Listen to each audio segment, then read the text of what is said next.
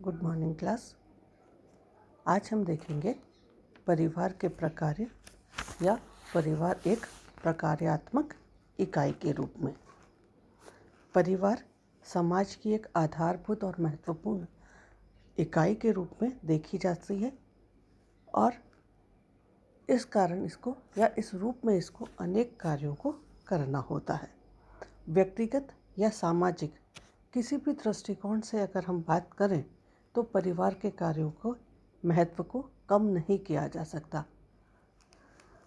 मानव समाज इतने लंबे समय से विकसित हो रहा है, लेकिन परिवार के अलावा वह किसी भी और ऐसी संस्था को नहीं देख पाता है या नहीं विकसित कर पाया या नहीं आविष्कार का उसका कर पाया, जिसके अंतर्गत वह परिवार के आधारभूत जो कार्य हैं उनको निश्चित और निर्भय होकर के उस संगठन को सौंप सके। तो इस दृष्टि से हम देखें तो परिवार जो है वह उसके कार्य जो हैं वह बहुत अधिक महत्वपूर्ण हो जाते हैं। और आदिम समाज की हम बातचीत करें तो वहाँ पर परिवार का जो महत्व है वह और भी अधिक है। तो हम देखें कि परिवार के जो कार्य हैं या प्रकार्य, समाजशास्त्रीय दृष्टि में हम कार्य को प्रकार्य कह करके संबोधित करते हैं। तो परिवार के जो प्रकार्य हैं उनकी हम चर्चा यहाँ पर करेंगे। आदिम समाज में परिवार एक महत्वपूर्ण संस्था है और इसके प्रकार्यों का महत्व इसीलिए बहुत अधिक बढ़ भी जाता है। परिवार के प्रकार्यों की अगर हम बात करें तो किंग्सले डेविस कहते हैं 4 प्रकार्य जो है वो बहुत अधिक महत्वपूर्ण हर समाज के अंतर्गत परिवार के रहे हैं। पहला, यौन संतुष्टि और प्रजनन, अर्थात मानव की जो शारीरिक आवश्यकताएं हैं उनकी पूर्ति करना और प्रजनन करना या संतान उत्पत्ति का कार्य जो है वह महत्वपूर्ण है। उसके बाद वो कह रहे हैं कि संतान उत्पत्ति करना ही महत्वपूर्ण नहीं, उन संतानों का लालन पालन करना भी महत्वपूर्ण है। उसके बाद उनकी शिक्षा और सामाजिकरण महत्वपूर्ण है ताकि समाज की संस्कृति को पीढ़ी दर पीढ़ी आगे हस्तांतरित किया जा सके और सामाजिक व्यवस्था को बनाए रखा जा सके। उसके बाद वो कह रहे हैं सामान्य निवास, कि प्रत्येक परिवार अपने सदस्यों के रहने के लिए एक निवास स्थान जो है उसको बनाता है, तो वह भी उसका एक कार्य है। परिवार के प्रकार्य में रॉबर्ट पीरेस्टेड 2 प्रकार के कार्यों की बात करते हैं। एक, समाज के लिए उसका क्या कार्य है परिवार का, और दूसरा व्यक्ति के लिए या व्यक्तिगत स्तर पर उसका क्या कार्य है। तो समाज के लिए वो कहते हैं यौन स्वच्छंदता पर नियंत्रण, संतान उत्पत्ति और संस्कृति का हस्तांतरण, ये 3 प्रमुख कार्य वो परिवार के मानते हैं। व्यक्ति के लिए वो मानते हैं सामाजिकरण, कि समाज में रह करके परिवार के माध्यम से ही व्यक्ति सामाजिकरण की प्रक्रिया को या समाज सम्मत जो नियम हैं उनको सीखता है। दूसरा, सामाजिक सुरक्षा एवं सहयोग, परिवार से बड़ी कोई भी सामाजिक सुरक्षा उसके लिए नहीं हो सकता है। एक आराम स्थल है वह उसके लिए, जहाँ पर वह निश्चिंत होकर के रह सकता है। परिवार जो उसको सहयोग देता है वह सहयोग कहीं और से उसे प्राप्त नहीं हो सकता है।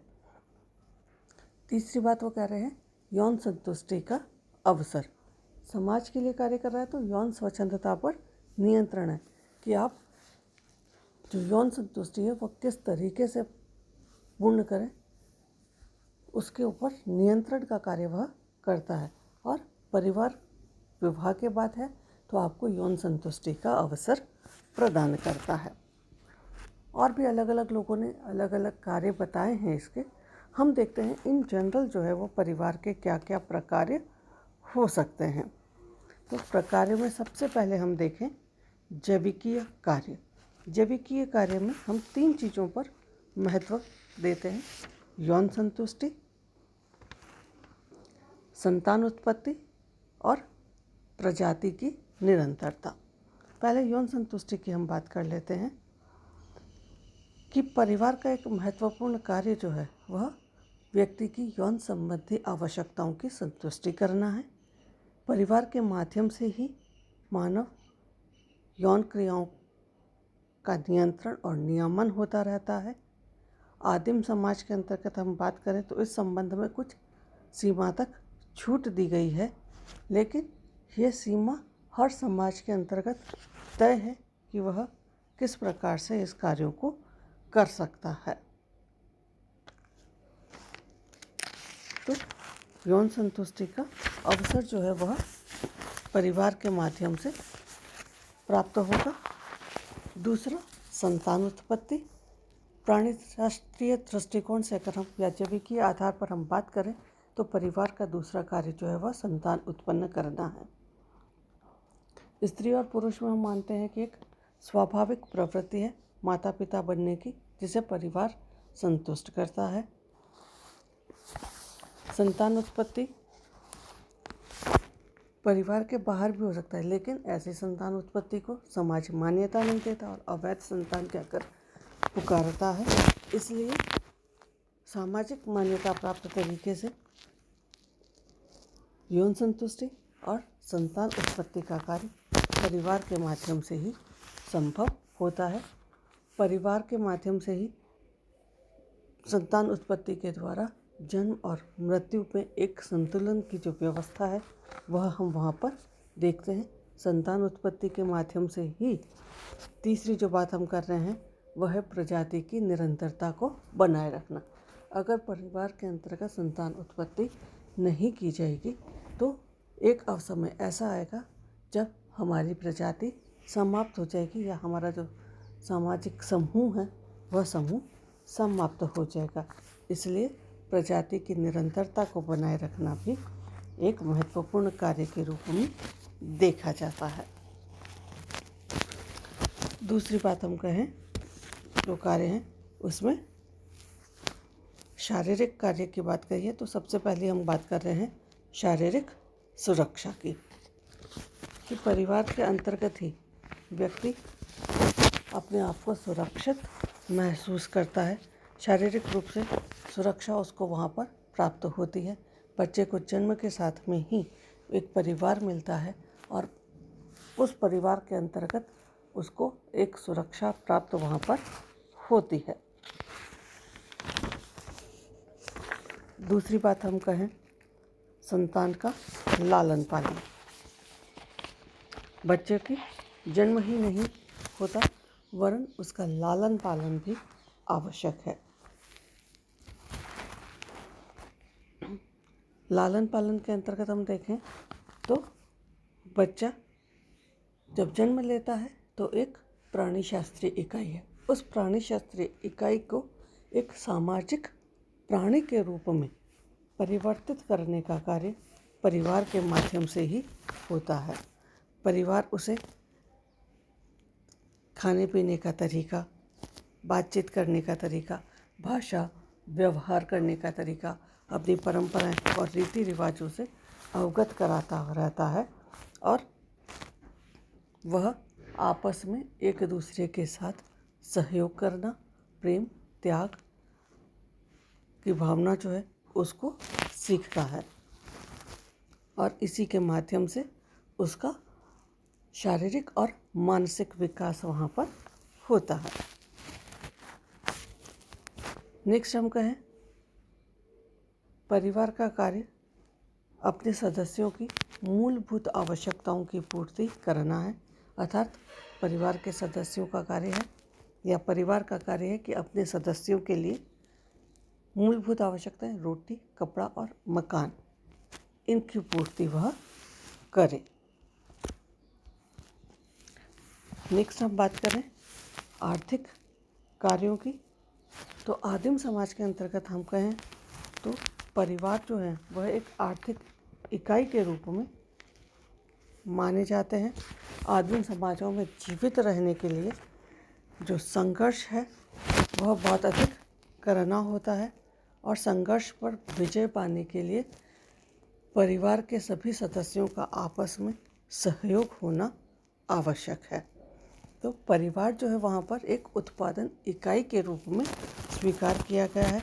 परिवार के अंतर्गत जितने भी सदस्य हैं वह मिलजुल करके कार्य करते हैं। जितने भी सदस्य हैं सभी किसी न किसी रूप में उत्पादन की प्रक्रिया के साथ में जुड़े हुए हैं। श्रम विभाजन जो है वहाँ पर वह बहुत अधिक सरल है। सामान्यतः श्रम विभाजन लिंग भेद के ऊपर आधारित है या आयु के ऊपर आधारित है।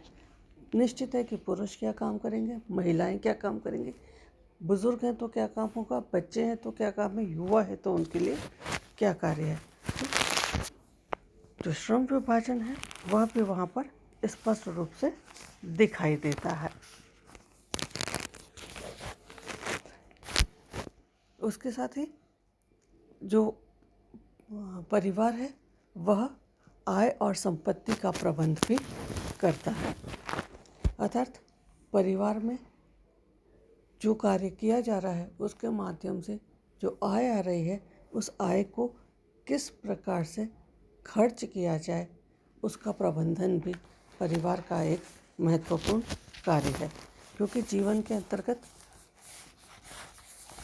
अनेक प्रकार के अवसर आते रहते हैं जहाँ पर उसको संपत्ति की आवश्यकता या धन की आवश्यकता पड़ती है।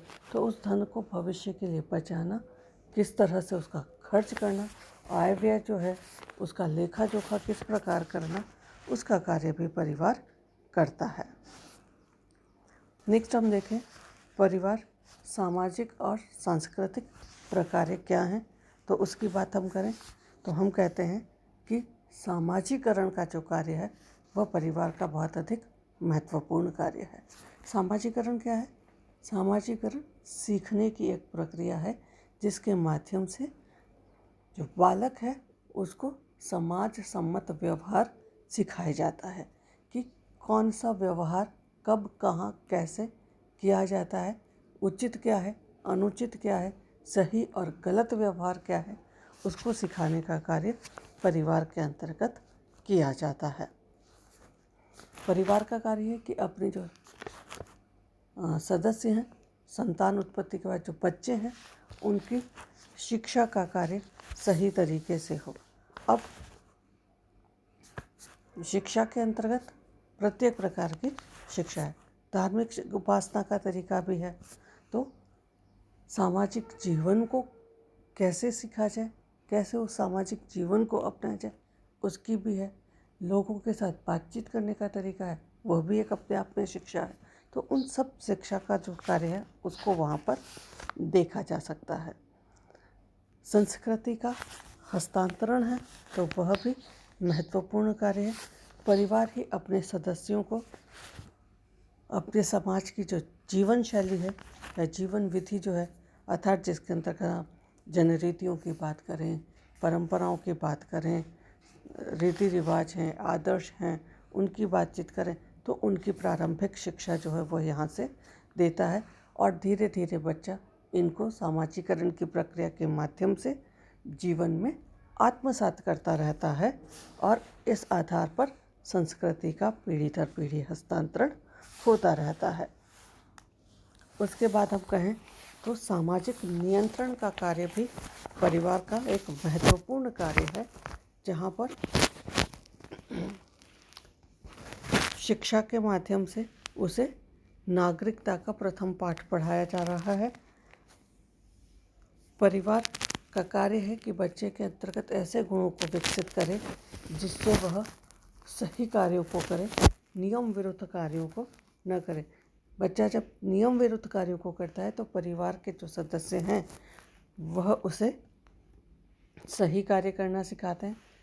दंड जो है वह उसके मतलब परिवार के अंतर्गत हम देखते हैं कि गलत कार्य कर रहा है तो बच्चे को डांट पड़ रही है, नाराज़गी हम उसको दिखा रहे हैं और बच्चा उससे समझता है कि वह गलत कार्य को कर रहा है।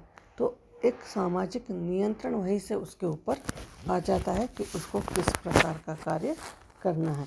अगर परिवार के अंतर्गत हम बच्चे को गलत होने कार्य करने पर नहीं डांटते हैं तो हम देखते हैं कि धीरे धीरे वह बालक उद्दंड बन गया, आपकी बात को नहीं सुन रहा है। तो वह व्यवस्था समाज और परिवार दोनों के लिए नुकसानदेह।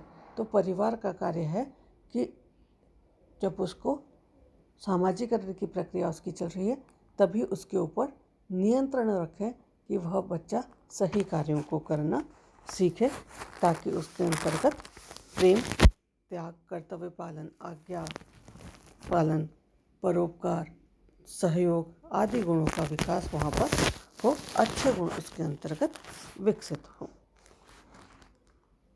उसके बाद हम कहें तो धार्मिक और आध्यात्मिक शिक्षा जो है वह भी देने का कार्य परिवार का है। परिवार में ही जो बालक है वह एक विशेष धर्म का अनुयायी बनता है, ईश्वर की उपासना करना सीखता है। परिवार से ही वह धार्मिक ज्ञान और धार्मिक कृत्यों को करने का या उसमें भाग लेने के नियम जो हैं, विधियां हैं, सही और गलत धार्मिक आधार पर क्या है उनका ज्ञान प्राप्त करता है। आदिम समाज के अंतर्गत, धर्म के अंतर्गत जो जादू है या उनके जो टोटम हैं उनके बारे में जानकारी प्राप्त करता है। जीवन की जो अनेक समस्याएं हैं उनको इस धार्मिक आधार पर कैसे दूर किया जा सकता है वह भी परिवार के अंतर्गत रह करके व्यक्ति इस धार्मिक शिक्षा के माध्यम से सीखता है।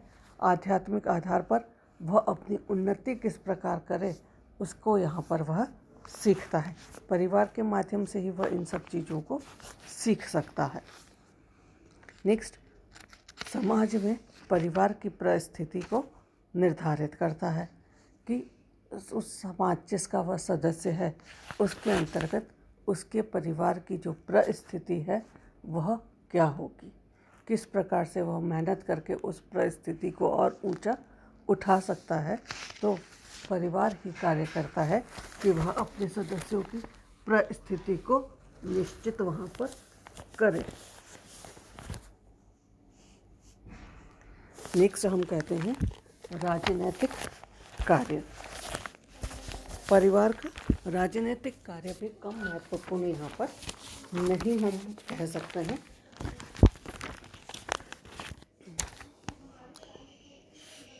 परिवार ही अपने सरल समाजों के अंतर्गत हम बात करें तो परिवार ही समाज में शासन का मुखिया होता है। एक मुखिया अपने इस कार्य में प्रत्येक परिवार के बड़े बूढ़ों के द्वारा बनी हुई एक समिति, जिसको हम काउंसिल ऑफ एल्डर्स कहते हैं, उसकी सहायता से कार्य करता है। भारत के संयुक्त परिवारों के कर्ताओं की स्थिति बहुत कुछ इसी आधार पर देखी जाती है।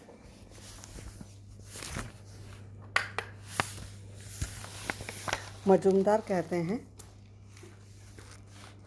कि परिवार से संबंधित सभी विषयों में निर्णय लेने का अधिकार इस मुखिया को है। समस्त कार्यों में उसका स्थान सर्वोच्च होता है। वही परिवार का जज और जूरी होता है।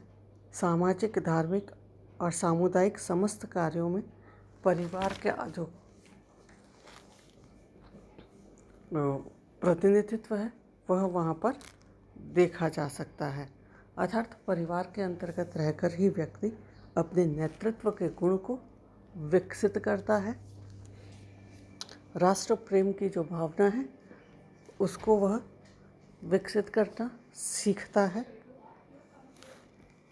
कि किस प्रकार से अपने राष्ट्र के साथ, क्योंकि परिवार के अंतर्गत जब व्यक्ति रहता है तो वह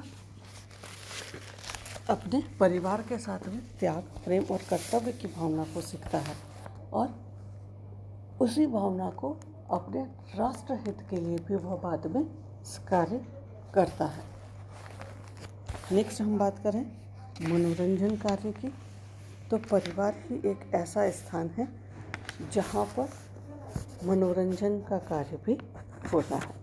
मनोरंजन आदिम समाज में किस रूप में होगा, तो हम कहते हैं कि उनके अपने जो रीति रिवाज है, धार्मिक अनुष्ठान हैं, उनके माध्यम से हो सकता है।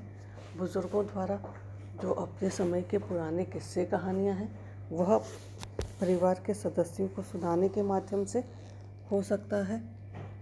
तो एक सामान्य मनोरंजन का कार्य है।